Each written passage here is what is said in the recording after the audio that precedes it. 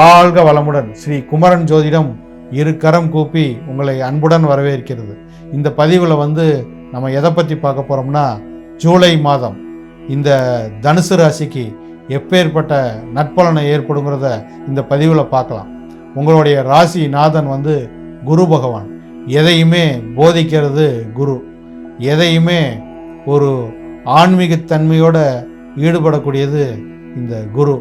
நிறுத்தி நிதானமாக தன்னுடைய ஞானத்தினால, தன்னுடைய அறிவுனால, தன்னுடைய சிந்தனையினால், நுண்ணறிவுனால் அதை ஒரு சிறப்பாக நீங்கள் ஞானத்தினால பொறுமையாக அதை செயல்பட்டு அதில் வெற்றி வாகை சூடக்கூடியது தான் உங்களுடைய ராசிநாதன். இந்த ஆணையை குறிக்கும். ஞானக்காரகன் நம்மளுடைய விநாயகரை குறிக்கும்.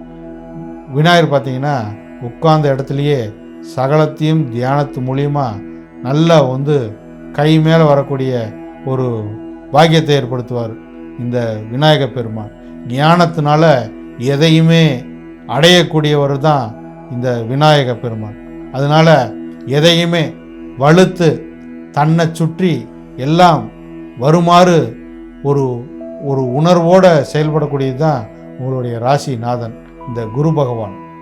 எதையுமே போதிக்கிறது, நல்ல சிந்தனைகள், ஒழுக்கமான எண்ணம், இதெல்லாம் ஏற்படுத்தக்கூடியது இந்த குரு பகவான் உங்களுடைய ராசிநாதன்.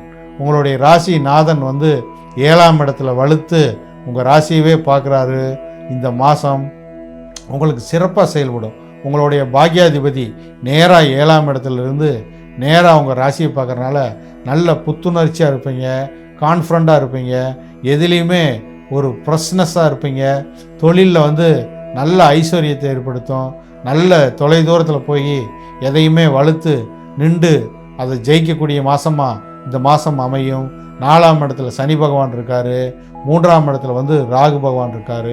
வெற்றி ஸ்தானத்தில் ராகு பகவான் இருக்கும்போது தொட்டதெல்லாம் வெற்றியாக அமையும். உங்களுக்கு எந்த முயற்சி எடுத்தாலும் அந்த முயற்சியில் நீங்கள் வெற்றி அடைவீங்க. ஏன்னு பார்த்தீங்கன்னா உங்கள் ராசிநாதன் 9ஆம் பார்வையாக 3ஆம் இடத்தை பார்க்குறாரு. முயற்சி, எந்த முயற்சி எடுத்தாலும் அந்த முயற்சியில் நீங்கள் வெற்றி அடையக்கூடிய மாதமாக இந்த மாதம் அமையும். உங்களோட ராசிக்கு 6ஆம் இடத்துல சுக்கிரன் வலுத்து அமர்ந்திருக்காரு. சின்ன சின்ன உடல் உபாதைகள் இருந்தாலும் அது ரெக்கவர் ஆகிரும். கடன் கிடைக்கல சார் அப்படின்னாலும் உங்களுக்கு தேடி கடன் கிடைக்கக்கூடிய மாதமாக இந்த மாதம் அமையும். அதே மாதிரி 7ஆம் அதிபதி 8ஆம் இடத்துல இருக்கார். விபரீத ராஜயோகம் ஏற்படும். ஒரு கம்யூனிகேஷன்ஸ் சிறப்பாக செயல்படும். உங்களுக்கு தொலைதூரத்தில் நீங்கள் போயிட்டு வரக்கூடிய பாக்கியத்தை உங்களுக்கு ஏற்படுத்தும். அதே மாதிரி பாக்கியஸ்தானத்தில் உங்களுடைய பஞ்சமாதிபதி இந்த செவ்வாய் இருக்கனால உங்களுக்கு பூர்வீக சொத்து மூலிமா மிகப்பெரிய ஆதாயத்தை அடையக்கூடிய மாதமாக அமையும். வம்பு வழக்கு, தீராத வம்பு வழக்கு இருந்தாலும் அந்த வம்பு வழக்கில் வெற்றி அடையக்கூடிய மாதமாக இந்த மாதம் உங்களுக்கு அமையும். எதுலேயுமே பொருளாதார முன்னேற்றம், தொழிலில் நல்ல பாக்கியத்தை அடையக்கூடிய மாதமாக இருக்கும். ஆரோக்கியத்தில் உங்களுக்கு சிறப்பாக இருக்கும். ஒரு நோய் நொடி இருந்தாலும் அந்த நோய் நொடி உங்களை விட்டு விலகக்கூடிய மாதமாக அமையும். அந்த நோய் நொடிக்கு சிறப்பான ஒரு நல்ல முன்னேற்றம் இருக்கும். அந்த நோய் நொடி உங்களை ஒரு தொந்தரவு பண்ண முடியாது. அந்த அளவுக்கு உங்களுக்கு ஆரோக்கியம் சிறப்பாக செயல்படும். இந்த மாதம் நல்ல பொருளாதார முன்னேற்றம் இருக்கும். தாயாருக்கு நல்ல ஆரோக்கியம் இருக்கும்.